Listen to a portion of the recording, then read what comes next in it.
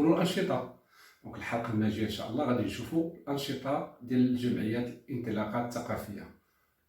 سويو رونديفو ان شاء الله.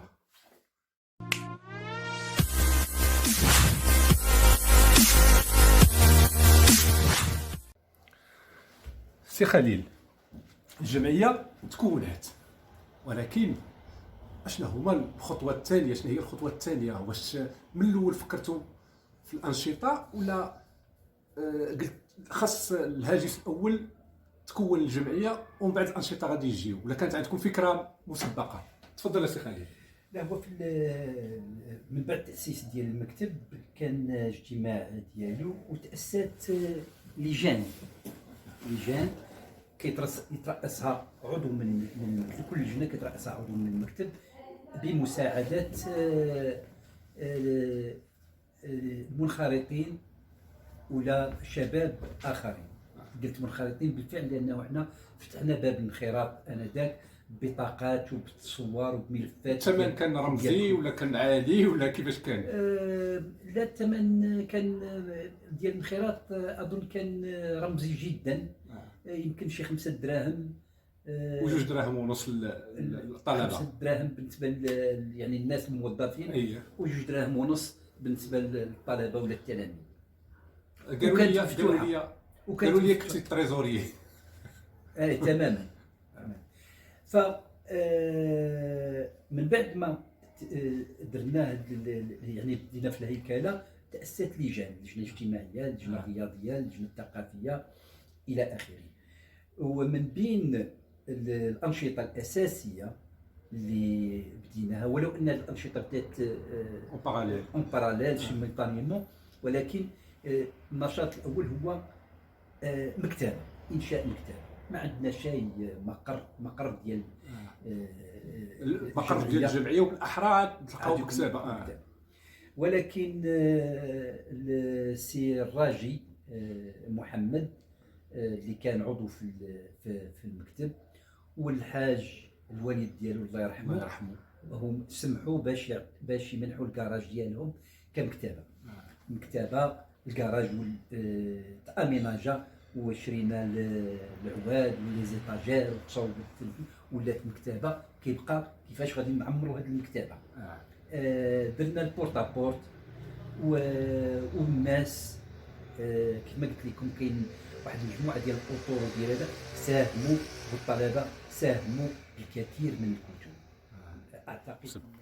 Alors je répète, nous avons établi un plan de travail et il y avait une priorité pour la constitution d'une bibliothèque parce que c'était un besoin vraiment pressant. Donc on a commencé, j'ai commencé moi-même, j'ai mis à la disposition de l'association tous les livres que j'avais et les autres camarades aussi, chacun selon ses moyens. Et puis il faut le dire aussi, nous avons fait du porte-à-porte pour demander la participation des citoyens.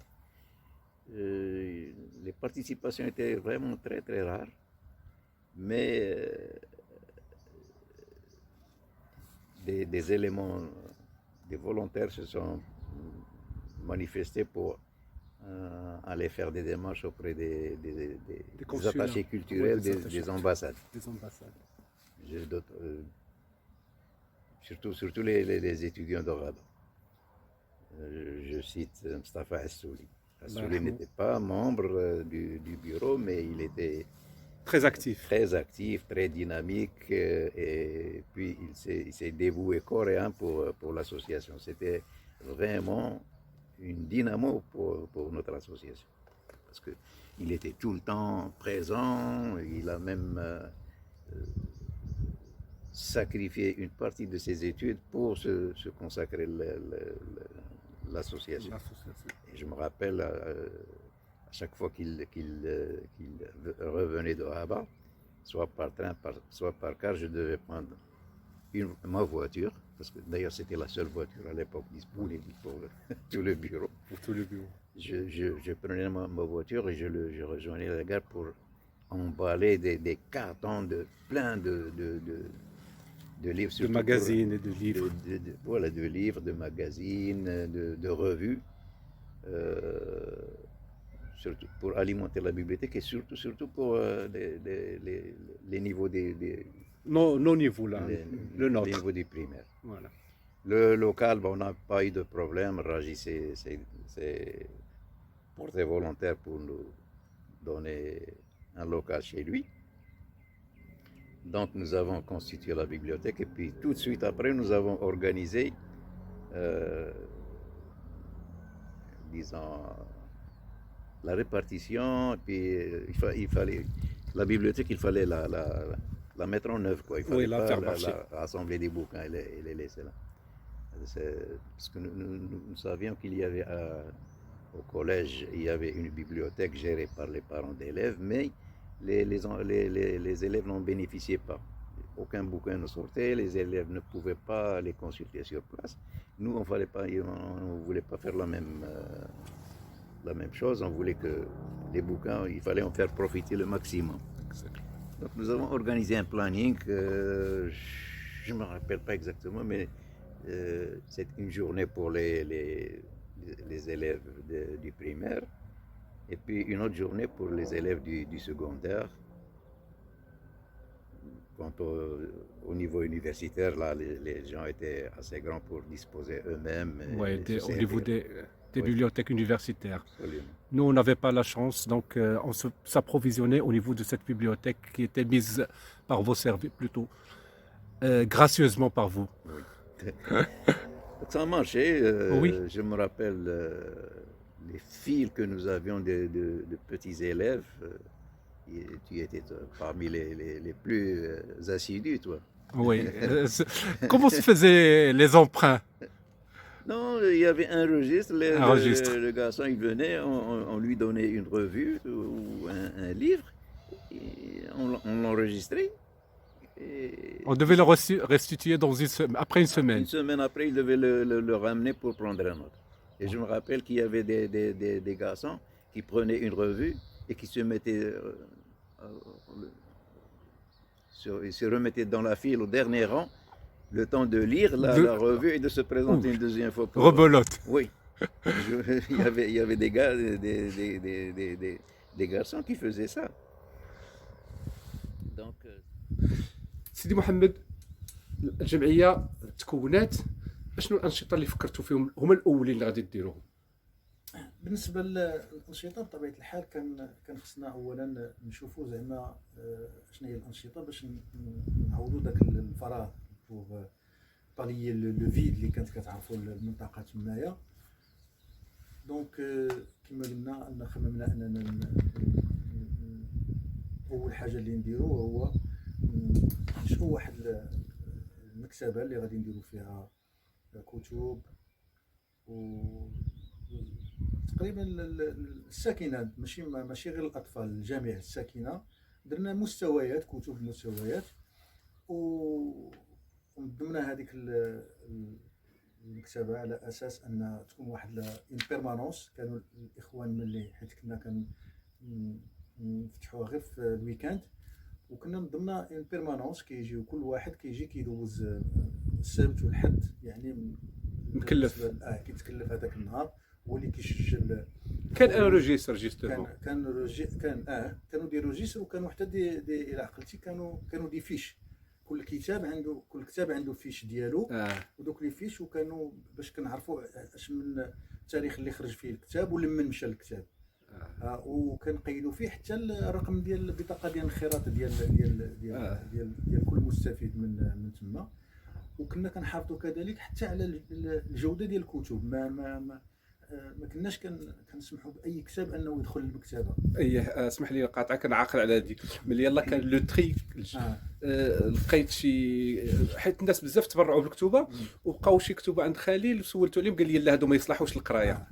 حيدوهم، داروا دونك لو تري، كنتو عارفين الساكنه شنو خصهم يقراو. بطبيعه الحال، لانه كنا حنا سميتو بغينا على اساس ان حتى بالنسبه يعني المستفيدين انهم يستافدوا من القراءه، ماشي ياخذ اي كتاب ويديه. الغرض ديالنا ماشي القراءه وصافي، لا، كان خصو يستافد بطبيعه الحال. وهذا كما قلنا على المستوى الثقافي، لانه كانت اللجنه الثقافيه كانت كتشتغل زعما يعني بشباب وباطر ديال غير ديال تما ديال المنخرطين. درنا ندوات او بحال شكل محاضرات اللي كنا كنديروهم، وكنا كنديروهم في سميتو في الديور ديال تما ديال الاعضاء او سميتو يعني عاقل على هاد شنو لي تيم اللي كانوا داروا. خويا التيم كان انا باقي عاقل، كان واحد التيم كان على المرأة، كان شي واحد يمكن على على حقوق الانسان كنظن، ولا شي حاجه بحال هاد الشكل. واش ما عقلتش واش تطرقنا للقضيه الفلسطينيه او لا. القضيه الفلسطينيه كانت. وفي الاماكن كان في الدار ديال جبران، الدار ديال الراجي، والدار ديال جابر حتى هو مرحوم. هادو كنا درنا فيهم سميتو، درنا فيهم محاضرات حضروا فيهم تقريبا كاع الفئات كلشي، لا من تلاميذ لا من كبار، وداك الشيء اللي كانوا كيستافدوا فعلا. وكانت نقاشات اللي كانت مسؤوله، وكانت نقاشات اللي كانت مفيده بطبيعه الحال. زياده على كنت درت واحد التجربه ديال هاد المحاضره، شكون اللي غادي يتكلف بها.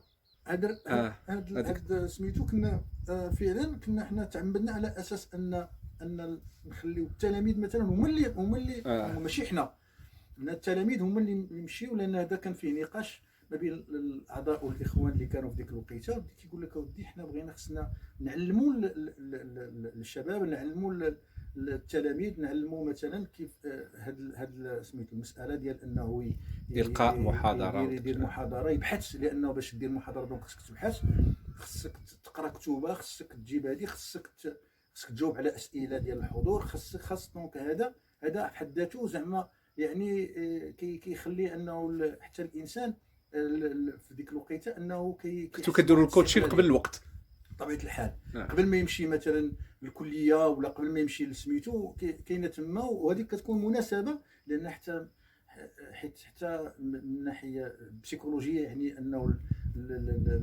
الشباب بعضياتهم مثلا في محل ديال السكنه ديالهم، يعني هذيك بحال اللي حافز، يعني انه كل واحد كيبغي يبان بانه راه عارف، راه فاهم، راه هادي، راه فهمتي. دونك كيولي مفروض عليه انه سميتو يدير شويه البحث، ومفروض عليه انه خصو يقلب، وخصو يجيب داك الشيء هو هذاك، وخصو يدافع على الراي ديالو بحجج. Donc ça a marché pour nous, c'était du plaisir. C'était un peu, disons, c'était une contrainte, mais c'était une vraie partie de plaisir, parce que nous en avons fait profiter les jeunes, et ça va se manifester au niveau des résultats, parce que ces années-là, les résultats, il y avait les promotions, plus d'échecs, ni au niveau primaire, ni au niveau secondaire. Donc ça marchait très bien. Bon, par la suite... Hafid, pardon, oui. Question. Vous avez toujours votre carte d'adhérent? Je l'ai peut-être, mais... dans les archives, quelque part. Oui. Je n'ai même plus les tampons, les trucs, oui. Parce que tout a été perdu. C'est dommage. C'est vraiment dommage. Mais en tout cas, il y a une carte qui circule sur Facebook. Il y a plusieurs cartes qui circulent. Ah oui. Il y a des cartes qui circulent. J'ai vu une photo, une personne. Sur le profil Facebook, il y avait la carte Intelaka. Intelaka. Et votre signature. Le cachet, voilà. La signature. Ouais. C'est Ahmed Hafid. Oui. Ahmed Hafid. Oui. Ça fait plaisir. Ouais. Ça fait vraiment plaisir. Moi aussi, ça me fait plaisir. Vous me rappelez ma jeunesse. Hein, ouais. À l'époque, bon. Des années coup de cœur. Absolument. Ouais. Mais vous nous avez rendu fière chandelle. Nous estimions qu'il fallait faire ce travail. Parce que... Et vous n'étiez pas obligé, vous savez, vous n'étiez pas obligé. Bien sûr, on n'était pas obligé, mais on sentait que ce vide, il fallait le combler. Le combler. Les moyens, c'est tout ce qu'ils nous ont permis. Hein. Oui. C'est de créer une bibliothèque, d'essayer d'arranger des petites conférences, Oui, en parlant de conférences, vous vous rappelez comment ça se déroulait, les sujets abordés, les animateurs? Les animateurs, on a initié un truc vraiment original. C'est que on cherchait des petits groupes de 3 ou de 4 élèves et on les incitait à la recherche en mettant à leur disposition Des ouvrages. des ouvrages nécessaires et on leur demandait de faire un exposé devant leurs collègues. Et ça a très bien marché parce que nous avons eu malheureusement, ça n'a pas duré très longtemps. Nous avons organisé en tout et pour tout 3 grandes. Voilà, 3 grandes manifestations. Les thèmes, je me rappelle, le premier thème c'était la libération de la femme dans le monde arabe. Oui. Le deuxième c'était la question palestinienne. Et la troisième... C'est les jeunes. Les jeunes. Hiraf Shabab. Ah oui, c'était la délinquance. Juvénile. La délinquance. Oui. Voilà. Et à propos de délinquance, je me rappelle qu'à cette époque-là, au niveau de la cité, ça marchait tellement bien qu'on ne signalait jamais de cas de délinquance ni de cas de harcèlement, même si parce que nous avons pu rapprocher les garçons des filles. Oui. Et ils sentaient qu'ils appartenaient à une communauté qui avait... Vous les avez cimentés. Vous les avez cimentés. Absolument. Voilà. Donc, ils n'avaient pas le temps disons harceler. On a meublé leur quotidien. Leur quotidien pour ne pas laisser ce vide-là qui pouvait les entraîner vers la délinquance, quelque chose comme ça. Donc, évidemment, tout ça ne se faisait pas facilement parce que je me rappelle, lorsqu'on a voulu organiser les cours de rattrapage, il n'y avait pas de local. Oui. Quand je suis allé demander au caïd de l'époque, il m'a complètement interdit. Il m'a dit que je ne sais pas ce que vous allez faire avec les élèves. On leur a dit que c'est des élèves de l'école, des écoles primaires. On n'allait pas leur enseigner, je ne sais pas moi. Oui. On allait... C'était des cours de soutien. Des cours de soutien pur et simple. Rattachés au programme de leur scolarité, c'est tout. Mais il n'a rien voulu savoir. Je me rappelle qu'il m'avait formellement interdit. Il m'avait posé comme condition, si vous voulez organiser des cours de rattrapage, il faut le faire dans les locaux de la قيادة. أعتقد أن السي أحمد حفيظ كان من أكبر المساهمين، وواحدين اخرين حتى هما ساهموا بكتب متنوعه بالعربيه او بالفرنسيه، روايات او دراسات او غيرها. سي خليل، دابا كنتكلموا عليك انت والسي احمد حفيظ، السي الراجي، وواحد المجموعه اللي هضرنا عليهم، السي عسولي الله يرحمه وجابر الله يرحمه. واش كتعقل انت هذا التكوين ديال المكتبه وهذا البورت بورت والكتب، واش شي واحد دار لك في الذاكره، شي واحد عطاكم كتب كثير ولا شي واحد عاقل عليه؟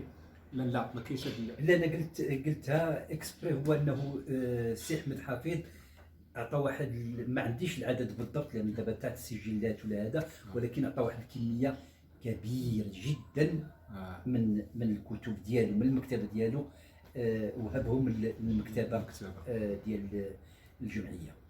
فهذا هو النشاط الاول. ومعها ايضا وكنقلبوا على انشطه اللي غير متطلبه ماديا، ما كتكلف شيء ماديا. سورتو كما على حساب هاد 2 دراهم ونص و5 دراهم، زعما ماغر تريزوري ملي غادي تجيبوا المداخيل، مداخيل رمزيه وقليله جدا. فالعمل الاخر الاشعاعي اللي غير مكلف هو الندوات. ف سطرنا واحد البرنامج ديال الندوات، ولكن فين غادي نديروا الندوات؟ ما كاينش دار شباب، ما كاينش فاتفقنا على انهم نديروهم في الديور، متطوعين، الناس فتحوا الابواب ديال المنازل ديالهم وكيحضروا 40 او 50 او 60 من الشباب ديال اغلبهم طلبه ولا كانوا الاغلب طلبه وتلاميذ. تلاميذ. اغلب الطلبه والتلاميذ، كاينين بعض الموظفين، ولكن الطلبه والتلاميذ هما اللي كانوا اساسا. غنسولك السي خليل نفس السؤال اللي سولته الراجي وسي حلال، واش عاقل على هاد لي تيم اللي درتو في هاد الندوات؟ وشحال من ندوه؟ شحال ما غاديش، ولكن كنظن شي 3 الندوات اللي كانت، شي وحده على المرأة وشي وحده على الشباب فيما اعتقد. ما يعني ما رجعتش، ما عنديش الذاكره ما كتخونني الان، ولكن كانوا ندوات بهذا الشكل. 3 ماشي عدد كبير، ولكن راه كانت عطات الاشعاع ديالها. من الانشطه ايضا نشاط رياضي تكون. كان فريق، ولكن دابا ولا فريق مؤطر ديال الجمعيه الثقافيه والرياضيه. وشارك في دوريات، كنظن مع الشباب ديال الثروه، مع بوسكوره ايضا. واعتقد انه الا كانت نفسي الاسم غاب، واللي كان مدرب ديال المرحوم قبلي تماما. كان سي ابراهيم الله يرحمه، المدرب ديال الفريق، كان نعم المدرب. عطى الكثير. وكذا على المستوى ديال سميتو.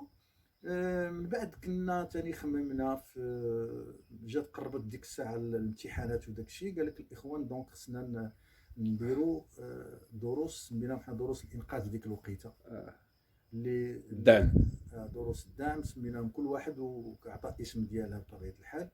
وفي اخر المطاف هي كانت اننا كنهيئوا التلاميذ ديال الابتدائي وديال البروفي وديال البكالوريا باش يدوزوا الامتحانات ديالهم.